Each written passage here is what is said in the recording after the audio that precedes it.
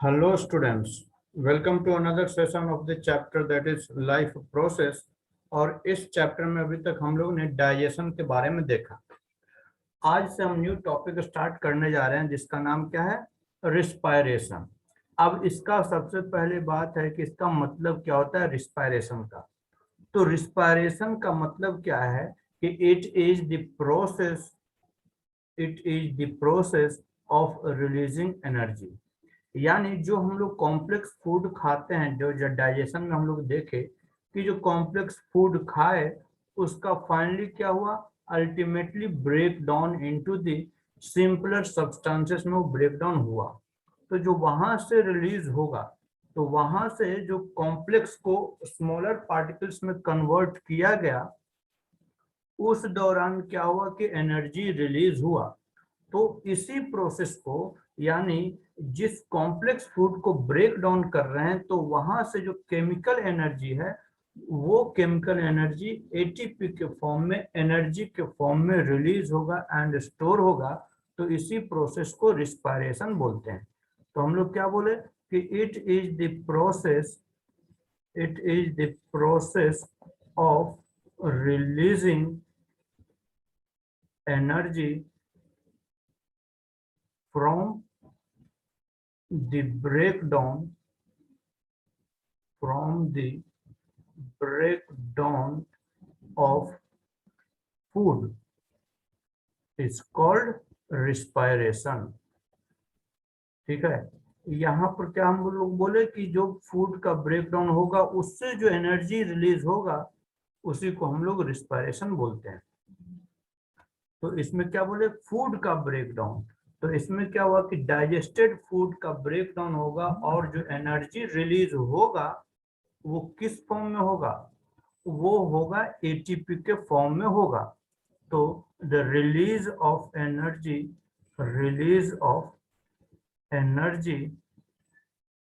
In the form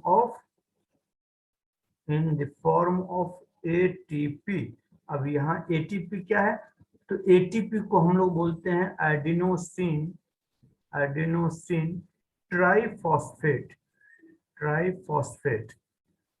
अब अगर इसकी बात किए, एडिनोसिन की बात कर रहे हैं, तो adenosine is a sugar base. ये शुगर है, नाइट्रोजनस शुगर जिसको बोलते हैं। ट्राई का मतलब हो गया 3, और फॉस्फेट का मतलब हो गया फॉस्फोरस। ठीक है, तो इसका मतलब हम लोग बोल सकते हैं कि ये शुगर मॉलिक्यूल्स है जिससे 3 हम लोग को फॉस्फेट ग्रुप आकर ऐड होता है, तो एटीपी का फॉर्मेशन होता है। This ATP is also called as currency of cell. Currency of cell कहने का मतलब कि जैसे आपके पास पैसा है, यानी आपके पास अगर मार्केट गए और कुछ खरीदना है, तो उसके बदले में हम लोग क्या देते हैं, पैसा देते हैं। ठीक उसी तरीके से जब हम लोग का बॉडी में कुछ भी काम करना होगा, तो हम लोग को सबसे पहले एनर्जी खर्च करना पड़ेगा, और इसीलिए इसको हम लोग बोलते हैं, एटीपी को बोलते हैं करेंसी ऑफ सेल बोलते हैं। ठीक है, तो ये जो रिस्पायरेशन हो रहा है, अब इसको देखा जाए पूरे सिस्टम को, डिफरेंट डिफरेंट ऑर्गेनिज्म में देखा गया क्या कि ये डिपेंड करता है ऑक्सीजन मॉलिक्यूल्स के ऊपर, या फिर कहीं कहीं पर बिना ऑक्सीजन मॉलिक्यूल्स को भी रिस्पायरेशन हो रहा है। तो इसका मतलब क्या हो रहा है कि this respiration process depends upon the requirement of oxygen। It is of 2 types। क्या बोल रहे हैं कि depending upon the requirement of oxygen respiration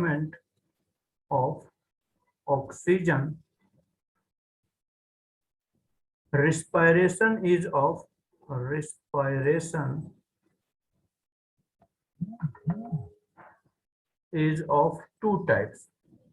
कौन कौन सा, अब देखिए कौन कौन सा होगा। जो पहला होगा क्या, एरोबिक रिस्पायरेशन। Aerobic respiration. अब इस रिस्पायरेशन को क्या हम लोग बोलेंगे, तो एरोबिक, यहाँ पर एयर यहाँ पर याद कर लीजिए, एरोबिक, एरोबिक मतलब एयर यहाँ पर याद कर लीजिए। तो इसका मतलब ये हुआ कि वैसा रिस्पायरेशन जिसमें ऑक्सीजन कंज्यूम हो, यानी बिना ऑक्सीजन को प्रोसेस ये ना हो पाएगा। तो यानी ऑक्सीजन प्रेजेंट रहेगा तभी वो एनिमल्स में रिस्पायरेशन होगा, ऐसे नहीं होगा। तो वैसे रिस्पायरेशन को हम लोग बोल रहे हैं एरोबिक रिस्पायरेशन बोलते हैं। तो इट अकर्स, यानी this respiration occurs in the presence of oxygen. ठीक है, तो अब ये तो हो गया क्या चीज, ऑक्सीजन के प्रेजेंट में होगा तब इसको हम लोग एरोबिक रिस्पायरेशन बोलेंगे। अब अगर हम लोग बात करें कि इस एरोबिक रिस्पायरेशन का एंड प्रोडक्ट क्या होगा, एंड प्रोडक्ट, तो जो हम लोग लास्ट टॉपिक में देख रहे थे क्या, कि कोई भी फूड का ब्रेक डाउन हो रहा है, जैसे C6H12 और O6 का फाइनल ब्रेक डाउन हम लोग क्या देख रहे थे कि CO2 प्लस वाटर में निकल रहा है, और साथ साथ यहाँ ATP का फॉर्मेशन हो रहा है। तो ये ATP का फॉर्मेशन हुआ मतलब कि यहाँ पर क्या होगा, रिस्पायरेशन प्रोसेस हो रहा है। ठीक है, तो रिस्पायरेशन प्रोसेस में क्या देख रहे हैं, कार्बन डाइऑक्साइड बना एंड वाटर बना, और ये रिस्पायरेशन ऑक्सीजन के प्रेजेंस में हो रहा है। तो ऐसा रिस्पायरेशन को हम लोग एरोबिक रिस्पायरेशन बोलेंगे। तो इसका एंड प्रोडक्ट क्या हुआ, कार्बन डाइऑक्साइड एंड वाटर। ठीक है, तो हम लोग बोल सकते हैं कि the end product of this respiration is CO2, यानी कार्बन डाइऑक्साइड एंड वाटर। अच्छा, इसके अलावा हम लोग क्या मिला, एटीपी का मिला। तो हम लोग और भी बोल सकते हैं कि along with that 38 ATP molecules will produce कितना, 38 ATP molecules। ठीक है, अच्छा, अब ये हम लोग बात तो कर लिए कि इसका एंड प्रोडक्ट क्या है, वो भी हम लोग डिस्कस कर लिए। बट ये रिस्पायरेशन यानी एरोबिक रिस्पायरेशन कहां पर होगा, तो this will occur in mitochondria. ये माइटोकॉन्ड्रिया सेल ऑर्गेनल में होगा। ठीक है, तो complete breakdown of the food molecules that is going to take place in the mitochondria, and जब वो मॉलिक्यूल्स रिलीज होता है, यानी कार्बन डाइऑक्साइड और वाटर रिलीज होगा, तो जो एटीपी बनेगा उसको स्टोर कर लिया जाएगा। ठीक है, तो ये तो हम लोग बात कर लिए एरोबिक रिस्पायरेशन की। वहीं पर कि किसी किसी ऑर्गेनिज्म में क्या देखते हैं कि ऑक्सीजन की रिक्वायरमेंट नहीं है तब भी वो रिस्पायरेशन कर रहा है, तो यानी वहां पर ऑक्सीजन एब्सेंट रहेगा, तो वैसे रिस्पायरेशन को हम लोग बोलते हैं एनएरोबिक रिस्पायरेशन बोलते हैं। तो दूसरा टाइप का रिस्पायरेशन कैसा हो गया, एनएरोबिक रिस्पायरेशन, एनएरोबिक रिस्पायरेशन। ठीक है, तो एनएरोबिक रिस्पायरेशन में क्या बोले कि it occurs in absence of oxygen. ठीक है, अच्छा, ये जब ऑक्सीजन के एब्सेंट में हो रहा है तब इसका एंड प्रोडक्ट तो पहले जैसा नहीं रहेगा, कार्बन डाइऑक्साइड तो रिलीज नहीं होगा या फिर वाटर रिलीज नहीं होगा, तो क्या क्या रिलीज होगा अब हम देखते हैं इसमें। तो क्या होगा इसमें, एंड प्रोडक्ट क्या होगा, and product will be ethanol या अल्कोहल हम लोग बोल सकते हैं, and product will be alcohol. और अल्कोहल के साथ साथ और क्या निकलेगा, तो अल्कोहल के साथ साथ निकलेगा लैक्टिक एसिड, अल्कोहल और लैक्टिक एसिड निकलेगा। और अब देखिए वहां ऑक्सीजन की रिक्वायरमेंट थी तो 38 एटीपी मॉलिक्यूल्स का फॉर्मेशन हो रहा था, यहाँ पर ऑक्सीजन नहीं मिल रहा है, इसका मतलब यहाँ पर less amount of energy will be release. तो लेस अमाउंट ऑफ एनर्जी, या बोल सकते हैं एटीपी एनर्जी विल रिलीज। अब ये कितना रिलीज होगा, तो अप्रोक्स 2 एटीपी मॉलिक्यूल्स ही इससे निकल पाएगा। ठीक है, तो अब क्या देखें कि एरोबिक और एनारोबिक में कौन सा बेहतर हुआ, एरोबिक रिस्पायरेशन। अच्छा, अब यहाँ हम लोग ये भी बोल सकते हैं कि ये एरोबिक रिस्पायरेशन होगा किसमें, यानी जो सेल का कौन से पार्ट्स में ये होगा, तो this will occur in the cytoplasm. जैसा हम लोग क्या देख रहे थे, एरोबिक रिस्पायरेशन माइटोकॉन्ड्रिया में हो रहा था, तो ठीक उसी तरीके से aerobic anaerobic respiration will occur in cytoplasm, cytoplasm. ठीक है, तो ये तो हम लोग बात कर लिए। अच्छा, ये एनारोबिक रिस्पायरेशन कहाँ पर हम लोग को देखने को मिलेगा, तो याद करिए हम लोग फर्मेंटेशन टेक्नोलॉजी पढ़े होंगे, फर्मेंटेशन टेक्नोलॉजी, जिसमें हम लोग क्या देखते हैं कि ईस्ट वगैरह में अल्कोहल का प्रोडक्शन होता है, तो ईस्ट से हम लोग को जो फर्मेंटेशन होकर अल्कोहल का प्रोडक्शन करते हैं, उस दौरान एनारोबिक रिस्पायरेशन ईस्ट करता है, जिसके थ्रू हम लोग को अल्कोहल का प्रोडक्शन होता है। कहाँ गया, अल्कोहल का प्रोडक्शन होता है।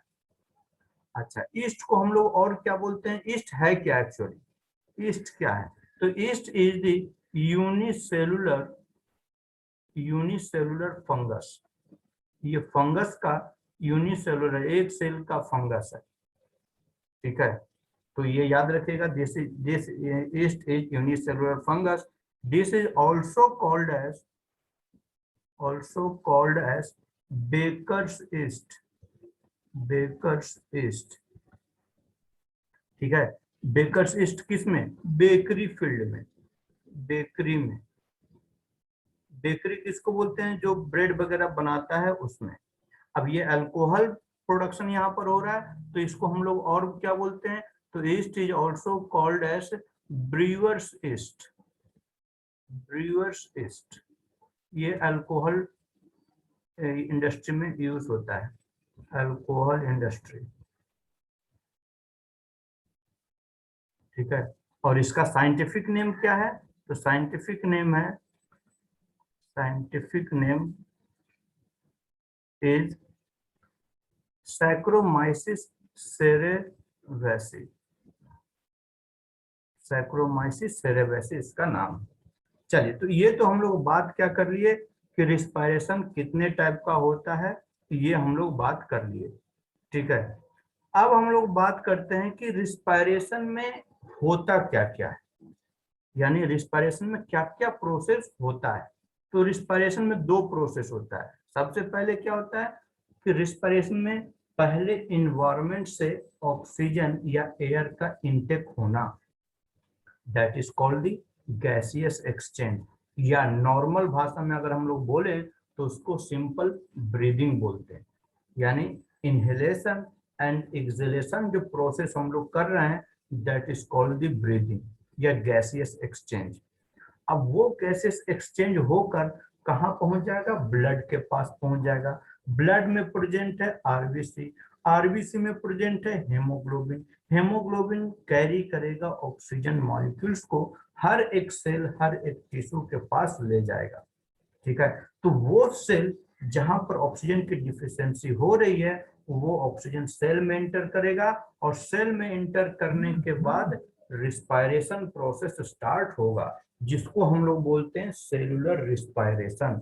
तो जो एक्चुअल रिस्पायरेशन हम लोग क्या देख रहे हैं, एरोबिक रिस्पायरेशन माइटोकॉन्ड्रिया के अंदर में हो रहा है। तो माइटोकॉन्ड्रिया कहाँ प्रेजेंट है, सेल के अंदर में। तो मतलब कि जो सेकंड प्रोसेस है कि ऑक्सीजन सेल तक पहुंचेगा, तो सेल के अंदर में सारा प्रोसेस होगा, तो उस प्रोसेस को हम लोग क्या बोल रहे हैं, सेलुलर रिस्पायरेशन बोल रहे हैं।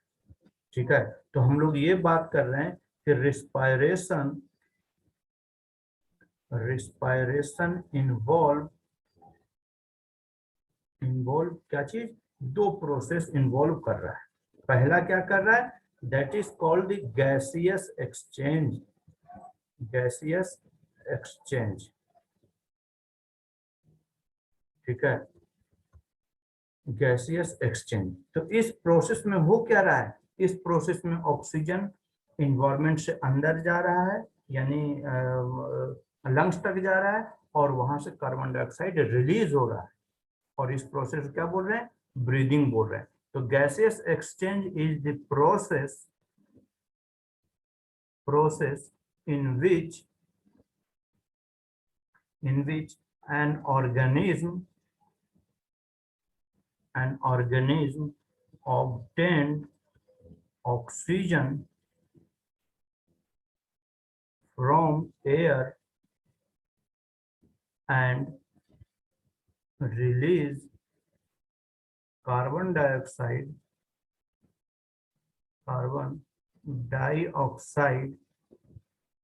is called breathing। इसको हम लोग क्या बोले, सिंपल ब्रीदिंग बोले। ठीक है, तो इसका मतलब आपको ये भी पता चल गया कि ब्रीदिंग और रेस्पिरेशन में क्या डिफरेंसेस है। तो जो हम लोग अगर नॉर्मल इनहेलेशन एंड एक्सहेलेशन जो प्रोसेस कर रहे हैं that is called the breathing, और वहीं पर जब हम लोग कंप्लीट ब्रेक डाउन कर रहे हैं किसी प्रोसेस को, सेल यूटिलाइज कर रहा है उस ऑक्सीजन को, that is called the cellular respiration. तो जो दूसरा प्रोसेस है that is called the cellular respiration. Cellular respiration में क्या बोल रहे हैं कि the process of respiration release the process of respiration release energy inside the cell and therefore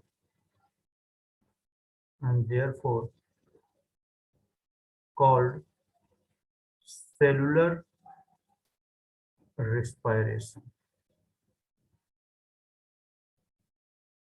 ठीक है, इसको हम लोग सेलुलर रिस्पायरेशन बोल देते हैं।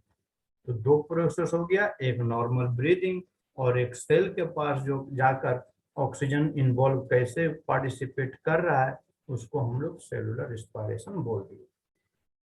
अब अगर देखा जाए कि ब्रेक डाउन ऑफ ग्लूकोज किस किस पाथवे से होता है, तो हम लोग देखते हैं क्या कि किस किस पाथवे से होता है, जो वो भी हम लोग डिस्कस कर लेते हैं। तो हम लोग टॉपिक क्या देखेंगे कि ब्रेक डाउन ऑफ ग्लूकोज क्यों बोल रहे हैं, तो हम लोग ये बात बोले थे डाइजेशन के दौरान कि हम लोग फूड इनटेक कर रहे हैं। लेट सपोज हम लोग प्लांट खा रहे हैं, तो प्लांट तो फूड स्टोर करता है स्टार्च के फॉर्म में, और जो this starch is the complex form of glucose, तो उसको कंप्लीट ब्रेकडाउन होता है डाइजेशन में। तो जो कंप्लीट ब्रेकडाउन हुआ तो वो ग्लूकोज के फॉर्म में ही बनता है, क्योंकि ग्लूकोज इजिली एब्जॉर्बेबल होता है, इसलिए ग्लूकोज के फॉर्म में टूटा, और ये ग्लूकोज सेल टिश्यू तक पहुंचता है। ठीक है, तो सेल में चूंकि ये पहुंचेगा और ये ऑक्सीजन कैरी करता हुआ हेमोग्लोबिन ले जाएगा, तो ऑक्सीजन के प्रेजेंट में माइटोकॉन्ड्रिया के अंदर में इस ग्लूकोज को फर्दर ब्रेक डाउन होना है to get the release of energy, और इसी को तो हम लोग रिस्पायरेशन बोलते हैं। तो break down of glucose by various pathway. ठीक है, तो हम लोग क्या बोले कि एक जहां पर एनारोबिक रिस्पायरेशन हो रहा था, यानी एब्सेंस ऑफ ऑक्सीजन में जो हो रहा था, एब्सेंस ऑफ ऑक्सीजन में जो हो रहा था, तो यहाँ पर प्रोडक्ट क्या बन रहे थे, प्रोडक्ट बन रहे थे इथेनॉल प्लस कार्बन डाइऑक्साइड, और यहाँ पर से कुछ फॉर्म में एनर्जी रिलीज हो रहा था। तो इस प्रोसेस को बोलते क्या है, तो the process is called fermentation. The process is called fermentation. ठीक है, तो इसमें होता क्या है, अब ये देखिए फर्मेंटेशन, ठीक है, ये फर्मेंटेशन स्टार्ट हुआ, लेकिन हम लोग क्या बोल रहे हैं ग्लूकोज, तो ग्लूकोज ऐसे थोड़े ही चला जाएगा, कैसे जाएगा, तो ग्लूकोज का क्या हम लोग फॉर्मूला देख रहे हैं C6H12O6, ये जब टूटेगा किसमें टूटेगा? पायरुविक एसिड में टूटेगा, पायरुविक एसिड, या जिसको हम लोग बोल सकते हैं पायरुवेट भी बोलते हैं, पायरुवेट। ठीक है, पायरुविक एसिड या पायरुवेट कह लीजिए, प्लस एनर्जी यहाँ पर से रिलीज होगा। ठीक है, तो कैसे होगा? तो अब अच्छा, ये पूरा प्रोसेस कहाँ पर हो रहा है?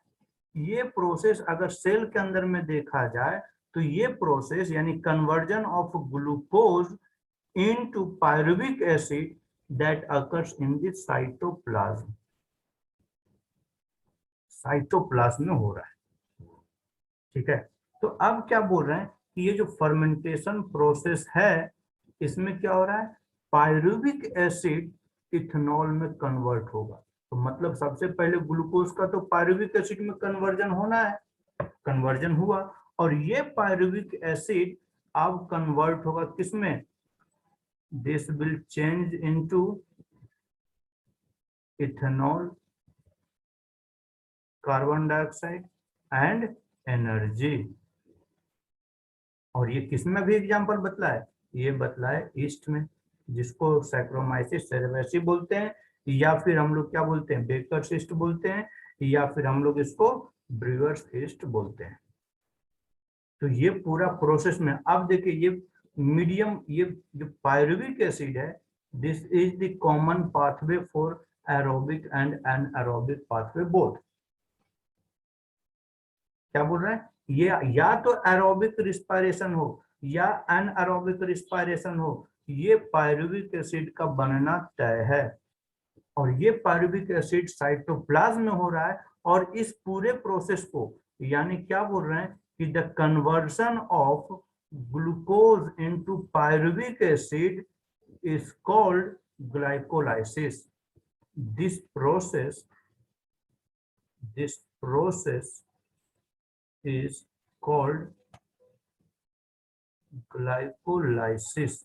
यहाँ ग्लाइकोलाइसिस क्यों बोल रहे हैं? तो ग्लूकोज का ब्रेक डाउन हो रहा है, ग्लूकोज का ब्रेक डाउन हो रहा है, हम लोग क्या बोले? ग्लाइकोलाइसिस। लाइसिस का मतलब होता है टूटना। तो यहाँ पर दो टर्म आया, एक टर्म क्या आया? Glucose, this is glucose, and दूसरा टर्म आया दैट इज लाइसिस। लाइसिस का मतलब होता है ब्रेक डाउन। तो हम लोग बोल सकते हैं कि इस प्रोसेस में क्या हुआ? इस प्रोसेस में हुआ कि break down of glucose into pyruvic acid, pyruvic acid. अब देखिएगा, क्या देखिएगा? अच्छा, तो the break down of glucose into pyruvic acid, this is called the glycolysis, and this occur in cytoplasm. Cytoplasm आपको थोड़ा सा लेवल हम ऊपर उठा के बता रहे हैं, क्योंकि यहाँ पर हम लोग को हर एक चीज को थोड़ा थोड़ा कॉन्सेप्ट क्लियर करते हुए चलना है, क्योंकि 11th में ड्रास्टिकली चेंज होने वाला है सब कुछ। तो क्या बोल रहे हैं कि ये साइटोप्लाज्म में हो रहा है। और ग्लूकोज का फॉर्मूला क्या देख रहे हैं? ग्लूकोज, चलिए पहले लिख लेते हैं। तो ग्लूकोज किस में हो रहा है? पायरुविक एसिड में, पायरुविक एसिड। तो अब देखिए ग्लूकोज का C6H12O6 है, यानी 6 कार्बन है, और पायरुविक एसिड जो है ये 3 कार्बन मॉलिक्यूल्स है, 3 कार्बन मॉलिक्यूल्स। ठीक है, तो अब मतलब 6 कार्बन को 3 कार्बन में तोड़ना पड़ेगा, तो कितना हम लोग को पायरुविक एसिड बनेगा? 2 molecules of pyruvic acid will form from a single glucose molecules. क्या पता चला कि 2 pyruvic acid, 2 molecules, sorry, 2 molecules of 2 molecules of pyruvic acid या pyruvate will form from single molecule of glucose। ठीक है, single molecule of glucose से 2 molecule of pyruvic acid ये form होगा। चलिए, तो ये तो हम लोग बात किए किसमें कि जब ऑक्सीजन एब्सेंट रहे तब। चलिए, ग्लूकोज तो सभी में हम लोग को फॉलो अप होगा, तो इसकी बात, ये कॉमन बात हम बोल रहे हैं कि सभी में होगा, इसलिए इस पर ध्यान नहीं दीजिएगा। हम लोग एब्सेंस ऑफ ग्लूकोज में इथेनॉल और कार्बन डाइऑक्साइड का देखें, जिसमें हम लोग बोले कि फर्मेंटेशन प्रोसेस कहलाता है या फर्मेंटेशन टेक्नोलॉजी कहलाता है, और उसमें हम लोग देखें कि less amount of energy is produced. अब दूसरा प्रोसेस है होगा, पाथवे क्या होगा कि इनसफिशियंट ऑक्सीजन मॉलिक्यूल्स प्रेजेंट रहे, इनसफिशियंट ऑक्सीजन। और ये कहाँ पर देखने को मिलता है? तो देखिए, हम लोग अगर आप लोग को जिम जाते होंगे या तेज दौड़ते हैं या तेज भागते हैं या कुछ ज्यादा फटाफट काम कर लेते हैं, तो आदमी क्या होता है, थक जाता है। तो थक जाता है तो उसको मसल्स क्रैम्प करने लगते हैं, मसल्स दुखने लगते हैं। तो ये इनसफिशिएंट ऑक्सीजन, वहां ऑक्सीजन नहीं रहता है, तो वहां पर हम लोग को क्या बनेगा, वहां पर हम लोग को लैक्टिक एसिड का एक्युमुलेशन होगा। तो हम लोग क्या बोले थे कि अगर एब्सेंट एनारोबिक रिस्पायरेशन में इथेनॉल का प्रोडक्शन होता है, यानी अल्कोहल का प्रोडक्शन होता है, और लैक्टिक एसिड का फॉर्मेशन होता है, तो यहाँ पर लैक्टिक एसिड का फॉर्मेशन देखने को मिलेगा। Lactic acid plus lactic acid plus energy, ठीक है। और ये लैक्टिक एसिड कहां पर जमेगा? दिस विल एक्युमुलेट या accumulation of lactic acid causes muscles fatigue,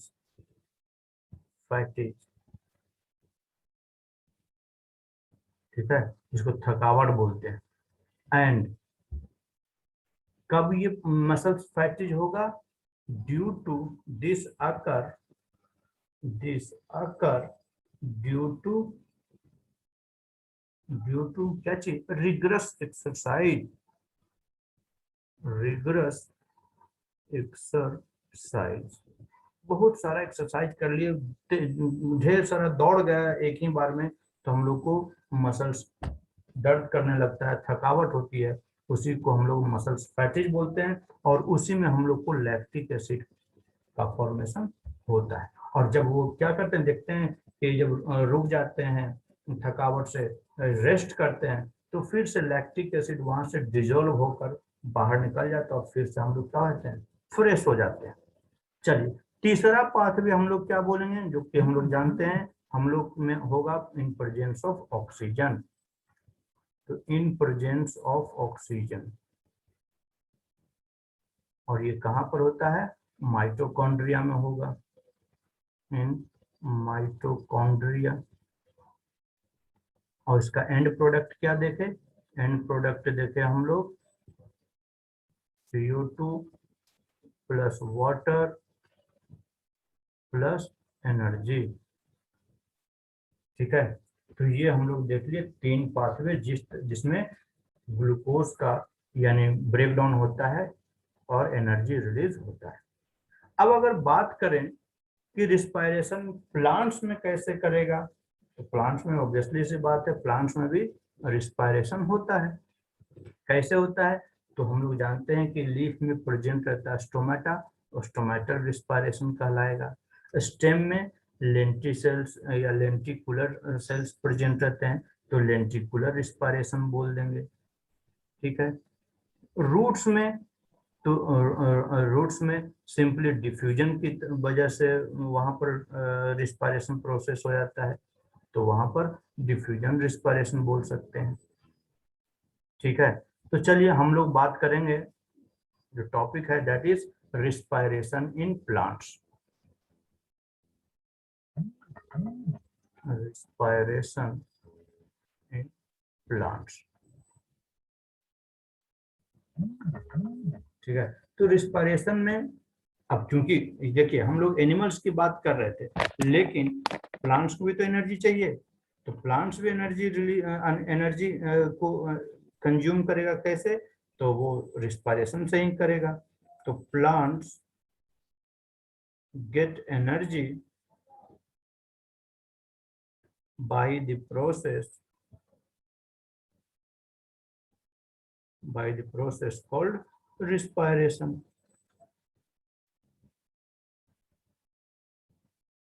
ये भी रिस्पायरेशन के थ्रू एनर्जी लेगा।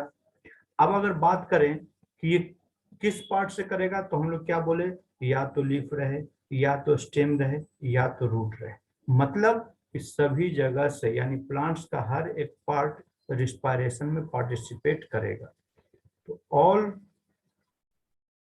Parts of plant perform respiration. ठीक है, किस किस से करेगा, ऑल पार्ट्स में क्या आ गया, लीफ आ गया, और लीफ में किसके थ्रू करेगा, स्टोमेटा के थ्रू, बाई स्टोमेटा। अगर हम लोग स्टेम की बात कर रहे हैं तो स्टेम में किसके थ्रू करेगा, तो बाई लेंटिकुलर सेल्स। और अगर रूट की बात हम लोग बोल रहे हैं तो रूट में बाई सरफेस, यानी डिफ्यूजन प्रोसेस यहाँ पर हो जाएगा। ठीक है, तो चलिए हम लोग क्या बोल रहे हैं, रूट से ही पहले स्टार्ट करते हैं। तो रूट्स का, जो प्लांट्स का रूट होता है वो ऑक्सीजन रिक्वायरमेंट कैसे करेगा, वहां पर जो एयर, क्योंकि रूट कहाँ पर रहेगा, सॉइल में रहेगा, तो सॉइल का जो पार्टिकल्स होता है उसके बीच में इंटरसेलुलर स्पेस पाए जाते हैं। यानी जैसे ये सॉइल का पार्टिकल हुआ, इस तरीके से सॉइल का पार्टिकल्स है। ठीक है, इस तरीके से सॉइल का पार्टिकल है। तो इसके बीच में क्या बोल रहे हैं कि इसके बीच में स्पेस पाया जा रहा है, इस तरीके से स्पेस पाया जा रहा है। इस स्पेस को हम लोग क्या बोल रहे हैं, इंटर मॉलिक्यूल स्पेस बोल लीजिए। यहाँ सेल की बात नहीं कर रहे हैं, मॉलिक्यूल्स की यहाँ पर सॉइल मॉलिक्यूल्स है, तो सॉइल की बात, तो इंटर मॉलिक्यूलर स्पेस है। और रूट रहेगा तो इसमें रूट इसी तरीके से रूट हेयर्स वगैरह गए हुए रहेंगे। तो यहाँ पर क्या होगा कि यहाँ पर ऑक्सीजन ट्रैप रहेगा, यहाँ पर क्या रहेगा, ऑक्सीजन ट्रैप रहेगा। तो ट्रैप रहेगा तो ये ऑक्सीजन रूट के पास कैसे जाएगा, रूट के पास जाएगा बाय डिफ्यूजन मेथड के थ्रू जाएगा। और डिफ्यूजन हम लोग जानते हैं from high concentration to low concentration move करता है। तो हम लोग बोल सकते हैं कि जो रूट होता है, यानी the root of plant take oxygen from the air present in between the soil particle by process called diffusion। इसको डिफ्यूजन प्रोसेस से वो रिस्पायरेशन करेगा। ठीक है, तो आज इतना ही रहने देते हैं, हम लोग नेक्स्ट क्लास में कुछ और डिस्कस करेंगे।